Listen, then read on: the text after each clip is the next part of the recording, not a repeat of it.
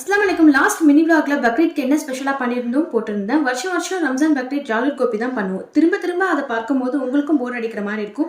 So நிறைய time எடுத்து பண்ணியிருந்தேன். முர்த்தபா தான் டீட்டெயிலாக சொல்ல போறேன். 500 கிராம் மைதா மாவு கூட ஒரு முட்டை, ஒரு டேபிள் ஸ்பூன் சுகர், கொஞ்சமா எண்ணெய், தேவையான அளவு உப்பு சேர்த்து கொஞ்சம் கொஞ்சமா தண்ணி சேர்த்து பரோட்டா மாவு கன்சிஸ்டன்சிக்கு ரெடி பண்ணி வச்சுக்கோங்க. இது 3 மணி நேரமாவது நல்லா ஊற வச்சு எடுத்துக்கோங்க. நல்லா ஊறின பிறகு நல்லா சாஃப்டான டோவா கிடைக்கும்.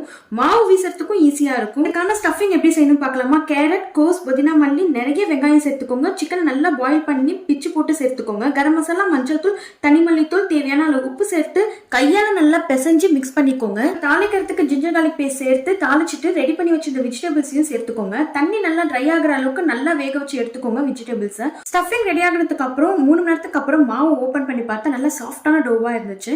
இதை வேடா பிடிச்சு வைக்க வேண்டியதான். இது காஞ்சி போகாம இருக்கிறதுக்கு எண்ணெய் தடவி மறுபடியும் 15 நிமிஷத்துக்கு லிட் வச்சு க்ளோஸ் பண்ணி வச்சுக்கோங்க. 15 நிமிஷத்துக்கு அப்புறம் மாவு இது மாதிரி நல்லா வீசி உள்ள ஸ்டஃபிங் வச்சு வீடியோல பாக்குற மாதிரி 4 சைடுமே மடிச்சு விட்டு ஸ்டஃபிங் வெளியில வராத அளவுக்கு க்ளோஸ் பண்ணிட்டு தோசை தவால எண்ணெய் சேர்த்து மேல கொஞ்சமா எக் வாஷும் கொடுத்து ஃப்ரை பண்ணி எடுத்தீங்கன்னா நல்ல செம சாஃப்டான சிக்கன் முர்த்தபா ரெடி ஆகிடும். கண்டிப்பா ட்ரை பண்ணி பாருங்க.